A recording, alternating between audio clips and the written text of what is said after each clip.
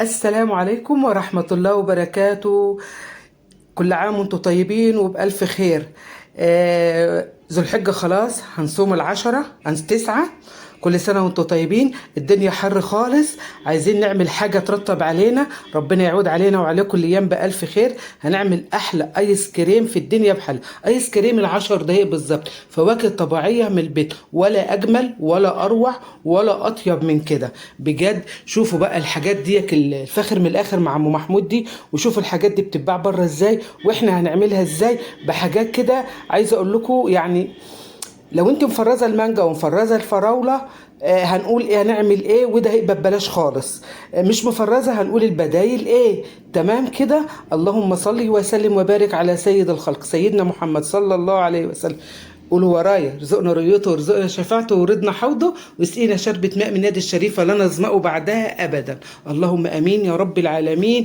لنا جميعا بالمثل. فك كرب كل مكروب يا رب العالمين. الله عليك. شوفوا ام محمود بتحط المانجا على الفراولة، بنعمل كوكتيل الايس كريم مع ام محمود. شايفين شكله ناعم جدا جدا جدا جدا، حاجة كده وهم الوهم، فاخر من الآخر بتكات وحركات ام محمود. اللهم بارك. فضل الله علينا ورزق ربنا علينا يعني هو ربنا اللي خلانا عملنا الحاجة الحلوة دي. واخدين بالكم؟ ايوه. شوفوا بالمطة بتاعته وجماله ونعوميته بقى يا جماعة، مش عايزة اقول ان عملتيه ادعي لي، مش هتبطلي تعمليه ابدا. حط اللايك والشير وسبسكرايب ومطبخ ام محمود وصفحة ام محمود على الفيس. واخدين بالكم؟ اخر حلاوة مكتوبة في صفحة ام محمود مطبخ ام محمود لاشهى الاكلات المصرية. هو كده برضه. شايفين البولات ديت؟ هاتي البسكوتة بقى من عند بتاع الايس كريم وحطي فيها لاولادك. انا ما كانش عندي بسكوت. واخدين بالكم؟ حاجه كده فاخر من الاخر، ما بيسيحش خالص الا حاجات بسيطه خالص. مش بيسيحش، لا بيسيح. ايوه. معانا الفراوله هنا حبايبي، طلعناها من قلب الفريزر. طبعا كنا مفرزين الفراوله مع بعض. واو لو في موز يا تكاته يا حركاته لام محمود. معانا المانجا هنا، معايا مانجا قطع عاملاها لو عملت مثلا اي حاجه ومحتاجه لها قطع مانجا كنافه اي حاجه. عندي العلب دي حاطه فيها، وعندي اللي انا كنت مفرزاها كده. كل واحد بيفرز بالطريقه اللي بتعجبه، في ناس بتحبها حب وفي ناس بتحبها كده، وكل واحد مبروك عليه وياكل ويتهنى يا رب في الفرح يا رب. ايوه. اللي انا وريته لكم ده ايه يا جماعه؟ ده اللي في المج ده نص نص نص المج كريم شانتيه اللي هو بنشرب فيه الشاي. عايزه تزودي عليه معلقه مفيش مشكله، عايزه هو كده مفيش مشكله، زي ما تحبي. تمام كده. هنعمل ايه بقى؟ هنحط بص ولا حاجه ولا حليب ولا اي حاجه خالص. هو كده. حطينا جبنه اللي طلعتها من الفريزر، ده كان نص كيلو يا جماعه، نص كيلو. واخدين بالكم؟ النص كيلو بيعمل مثلا بتاع 4 مجات، انا ما اعرفش بالظبط يعني، بس هو نص كيلو. تمام كده. نص كيلو فراوله، كان نص كيلو فراوله صافي في الفريزر يعني في الكيس. وهنحط عليه كريم شانتيه. هتحطي 4 معالق هرميه يا اما نص المج. ايوه. وضربناه في الكبه زي ما انت شايفه كده. تمام. هنضربه هنا بقى في المرحله ديت.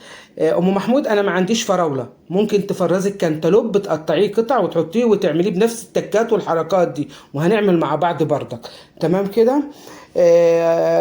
هنا احتاجت سكر معايا، كانت حادقه شويه الفراوله، فحطت لها معلقتين سكر بودر، معلقتين هرميين. تمام كده. عايزه تحط لها عسل كلوكوز معلقه حطي، عايزه تحط لها معلقه عسل نحل حطي. انا ما حطيتش اي حاجه لان انا بقول لكم لسه ما اتضربتش حلوه. انا بقول لك اقل الامكانيات اللي هو التدبير والتوفير. واخدين بالكم؟ اللي هو السكر.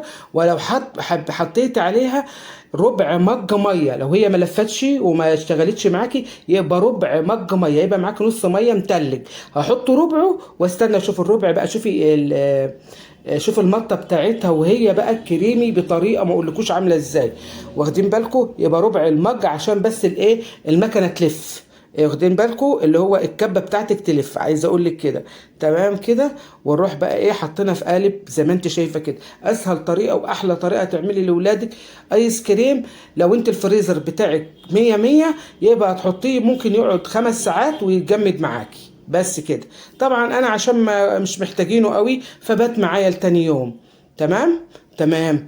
المهم بقى هنا بقى انا ما حطيتش لون، انا سبته على طبيعته دلعته. ايوه دلعته. هو كده، انا بحب المدلع، انا بحب المدلع. سبتها تدلع مع نفسها. اتدلعي يا دوسه، هي دي هي دي. هنا بقى حطينا المانجا، وحطيت معاها ربع مج ميه بردك، اللي هو بيعادل 3 معالق مليانين بالظبط كده. هنا ما حطيتلهاش سكر خالص. تمام كده. بقول لكم شايفين القطع اهي، واخدين بالكم تضربيها. تمام. انا عندي المانجا بتاعتي واثقه فيها. ده الكريم شانتيه نص مج برده. الكريم شانتيه دوت اللي ايه، لو عايزه تجيبيه محلى اكياس من ماشي، عايزه تجيبيه غير محلى من عند بتوع الحلويات او من عند العطار بردك ماشي. انا حطاه غير محلى، واخدين بالكم. عايزه تجيبيه اللي هو البواكي في السوبر ماركت مفيش مشكله.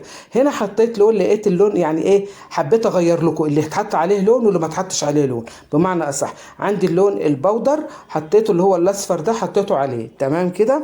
وراحت بقى زي ما انتم شايفينها. الله على المطه وجمال المطه، بصوا تحفه تحفه. انا عاشقه للمانجا رغم ان هي بتاذيني بس عادي، ما هو القط ما بيحبش الا خناقه، خلي بالكم يعني، واخدين بالكم. ورحت مصفياها في العلبه دي زي ما انتم شايفين كده. هنا القالب وهنا العلبه. الله عليكي بقى، الله عليك يا ام محمود بقى، وجمالك وتكاتك وحركات. صلى على الحبيب قلبك يطيب صلى الله عليه وسلم، والبركه تحل وتزيد صلى الله عليه وسلم. الا بذكر الله تطمئن القلوب. تعملوا وتتهنوا بألف هنا والشفا على قلوبكم. هتاكلوها هتدوها لاولادكم وهتدعوا لي. شوف المطه، بقول لك بص بص بص بص بص بص على الجمال والحلاوه. حط اللايك وما تنسيش من اللايك. شوفي بقى بعد ما طلعتها باتت معايا لتاني يوم. بقول لك شوفي هي بقى عامله ازاي. لازم تسيبيها شويه كده علشان تهدى من الفريزر. بقول لك كده مش هتجيب معاكي. سيبيها شويه كده مثلا على ما تشربي بق ميه، هي المقدار كده. اقعدي بقى استريحي مع نفسك واشربي بق ميه. ايوه حبيبه قلبي يا دوسه بحبك، واخده بالك انت ازاي.